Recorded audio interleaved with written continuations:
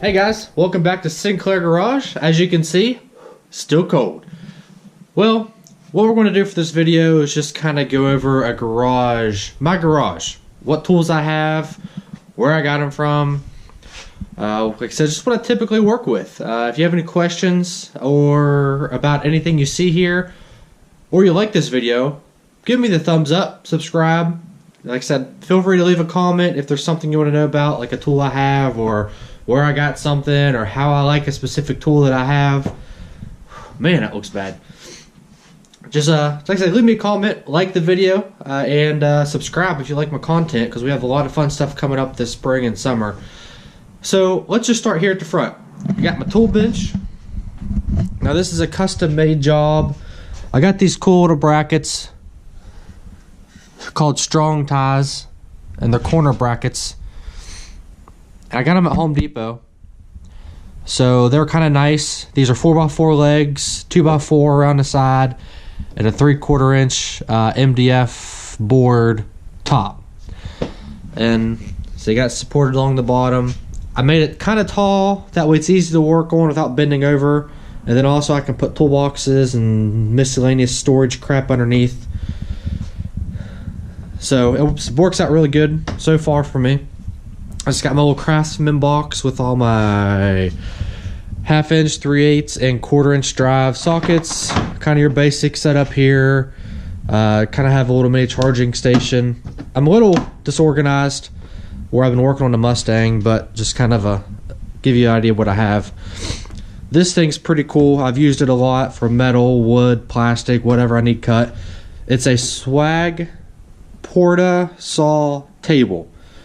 So this is the Swag table, and I went to Harbor Freight and bought one of their portable bandsaws, and basically this adapter kit screws to the bandsaw and then it sits into the table. Now this is super handy if you need to cut metal. When I did my rockers and quarters on my truck, it came in really handy to cut miscellaneous little pieces or whatnot. When I made my welding cart, which we'll get to when I modified the welding cart, I used this as well. Very nice setup. I have it bolted on just with some, I forget what these things are called, little thingy bolts here. That way I can take it off and move it if I need to move it somewhere else, if I need a little more room. But it's nice. It is limited by the throat here, so you can't cut real long pieces, but it's nice just for little cuts here and there if you're making things. So it's nice. I bought this extra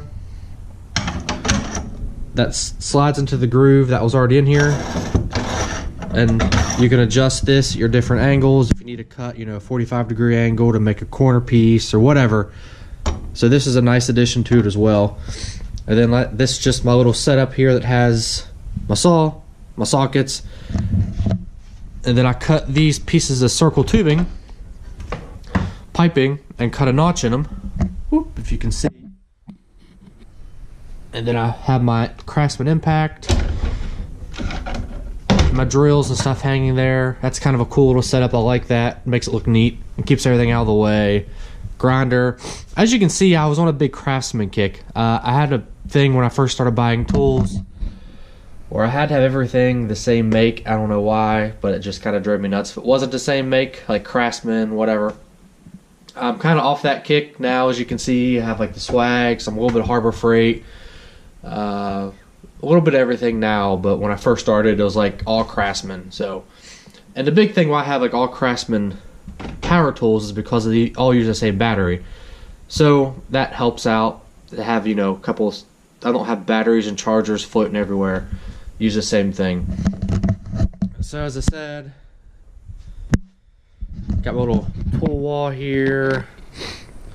These are the Pittsburgh brand impact sockets, which these are the Harbor Freights. I did a lot of research, and these actually for the price are really good. They seem to fit well. I haven't had any issues with them. So these are been really good sockets for me so far. Torque wrench, lights.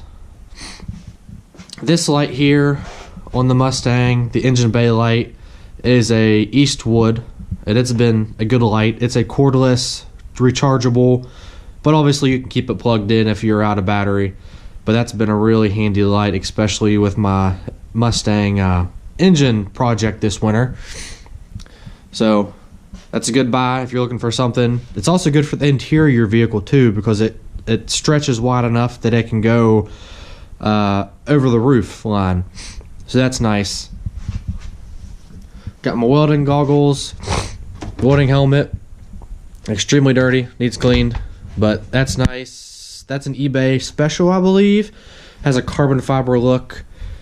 It's really handy. Like I said, it kicks in and out. This is just a Hobart plain Jane welding mask that I bought. It's not auto dimming like this one is, but it's nice if I have, like, Jessica's out here and sometimes she wants to come learn or look at things, whatever, we can use too. And I have all my air tools. This is called a Pit Posse Motorsports setup here, and it houses all my air tools, which majority of these are Eastwood. The blue handle ones are Eastwood. This is a Harbor Freight guy. That's a Harbor Freight guy. So I have a mix of air tools. My air gun that I have as of now is a Nitro Cat. It's a 1056 XL. That's a nice gun. I believe it has somewhere between 500 and 600 foot-pound torque brake. Very nice gun. I really like this gun. It's I bought it as a small gun just to get in tight places on my Jeep, but I've never had to buy a bigger one because it does everything I need it to so far. So I like it. It's been a really good gun for me. I got a Hobart 210 MVP welder, and what the MVP signifies is multi-voltage plug. As you can see, it has a 220 230 amp plug on the end. I have a 110 plug that screws on. So I bought this when I lived in my apartment and I didn't have a bigger outlet for the 220 230. So I was able to use the 110, and then when I moved into this house and built this garage up, I didn't build the garage, but it was bare bones, didn't have anything in it. When I ran the electric, obviously I ran a 230 220 for the compressor, and also I can use it for the welder. So it makes it nice to be able to switch back and forth between the voltages. If I go up into the other garage, which is our kind of one attached to the house, and I need to do a little bit of a welding up that area, if I only have 110 plugs up there, so I can swap the plug, put 110 back on it, and it's works perfect. So very good welder for the money. I believe I paid in a range of $800 for it, $700 to $800 a few years ago. Don't know what they are now, but I really like this welder. I know welding machines have come a long way in the last couple of years, so this is probably extremely outdated now, but it's definitely a good welder. Compressor here is a Napa Performance. It's a 60-gallon, 5-horsepower job. So far so good. I haven't used it for a lot of things other than just, cut off wheels, air hammers, die grinders, that type of stuff, blowing miscellaneous stuff off. Been a very good welder for me, or a very good compressor. Haven't had any issues out of it. I mean, it doesn't have an extreme amount of runtime on it, but when I go to paint the Jeep this summer, we'll really see what these limits of this thing is, and I think that it's going to be really good. No really modifications to it other than adding a nice drain valve. That way, with a little T-handle, I can drain out the moisture, which, as you know, all these compressors get moisture in them. And reason is you're taking that cool air in, it's getting hot, it's making condensation, and of course it settles at the bottom of the tank, so I can drain it out easy. I had this weird funky screw drain, which I had to lay on the ground to get to. It was a pain in the butt. I put that on there. Perfect. I love it. So it makes it easy. It has a Century motor on it, and it has a made in Italy pump. After doing some research, it seemed like the Italy pumps were good pumps. I believe it's an aluminum pump. I'm thinking that the cast iron ones are like the ones to have. It's an aluminum, but reciprocating. It's been a good pump. It's been a good compressor so far. No issues. Had it for about 2 years now. Like I said, I like it. As you can say, I like a lot of my tools. I tend to do a lot of research before buying anything expensive. So it makes, to me, I have good luck with these things because I do a lot of research first. So always do your research on your tools. Got a nice engine hoist here. If you can see it, it's kind of blackened out with my other storage. This is a Harbor Freight press, which is kind of hard to see as well. It's a 20-ton press. I got this guy on sale for like $100 once. It was like a closeout. I really didn't need it at the time. Actually, I did need it to press some bearings in. When I saw the price at $100, I mean, you couldn't beat it. So I just picked it up. Doesn't get a lot of use, but it's, you know, like I said, $100 for a 20-ton press is a very good price. So couldn't turn it down. Just got a basic Briggs & Stratton Troy-built compressor or power washer. In the summers when I wash our vehicles, I have a foam gun, and I use this to clean vehicles. This is a Yoast vise.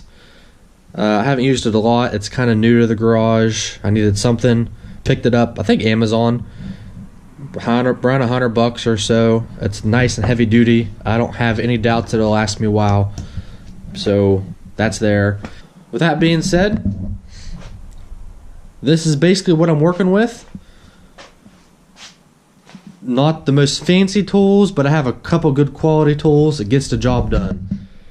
So if you have any questions about any of these tools, anything you saw, feel free, like I said, leave a comment. If you like the video, like it. I know it's kind of a boring-ish video, not very exciting. I've had some people ask about some of my tools. So if you have any questions about anything else, anything you saw, leave me a comment, like this video, subscribe to my channel. Stay tuned. We have a new project coming up. Thanks for hanging out. We'll see you guys next time.